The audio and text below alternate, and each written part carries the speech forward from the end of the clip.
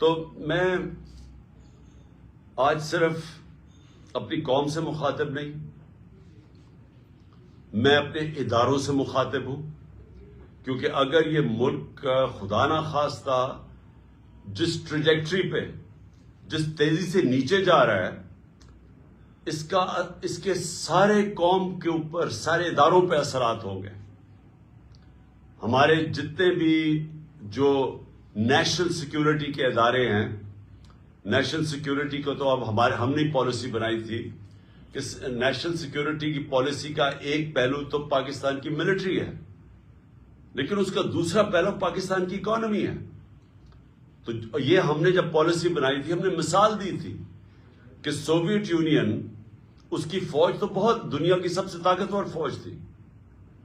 لیکن جب وہ معاشی طور پہ جب وہ نیچے گیا تو آخر میں فوج نہ بچا سکی اس سوویت یونین کو ٹوٹنے سے۔ تو ہم سب کو یہ خطرہ ہے، اور ہمارے نیشنل سیکیورٹی کے ادارے جس میں فوج بہت بڑا اس کا ایک کمپوننٹ ہے، ان سب کو آج سوچنا چاہیے کہ آج ہم کھڑے کدھر ہیں۔ اور میں اپنی عدلیہ کو، کیونکہ ہماری عدلیہ کا بھی ایک بہت بڑا رول ہے اس ملک کے اندر، ان کو اپنا رول پلے کرنا چاہیے، کیونکہ اگر وہ بھی، ان کو بھی ان کی جو اللہ نے ان کو جس مقام پہ ہمارے ججز کو بٹھایا ہوا ہے، تو وہ جواب دے تو وہ بھی ہوں گے کہ خدا نہ خواستہ اگر یہ ملک اور اسی تیزی سے نیچے چلا گیا۔ اس کے علاوہ بزنس کمیونٹی ہے پاکستان کی،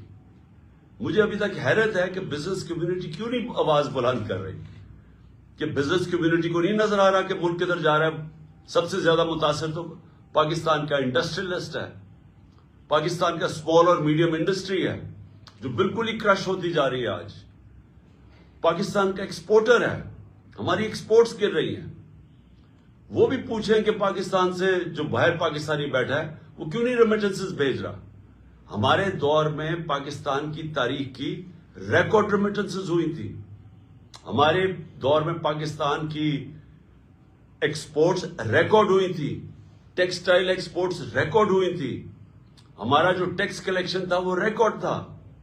اور یہ سارا پاکستان کی اکنامک سروے کے اندر یہ سب چیزیں لکھی ہوئی ہیں۔ ہمارا کسان سب سے زیادہ خوشحال تھا،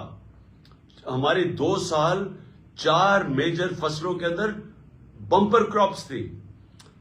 تو سارے کسانوں کو بھی میں آج ان سے بھی بات کر رہا ہوں، آپ کو بھی اپنی آواز بلند کرنی ہے۔ آپ پھر سے ہمارا انڈسٹریلسٹ لارج سکیل مینوفیکچرنگ جو پاکستان کی تھی، وہ کتنے سالوں کے بعد اس کی 10.7% اس کی گروتھ ریٹ ہوئی تھی۔ ہمارے آخری مہینے میں 27% انڈسٹریل گروتھ ہوئی تھی، جو آج 0 پہ آ گئی ہے۔ تو میں ان سب جتنے بھی ہمارے پاکستان کے ڈیفرنٹ شعبے ہیں، میں آج آپ ساروں کو کہہ رہا ہوں کہ اگر آپ آج اپنی آواز بلند نہیں کریں گے، جتنی تیزی سے ملک نیچے جا رہا ہے، آپ سب ذمہ دار ہوں گے اس تباہی کا۔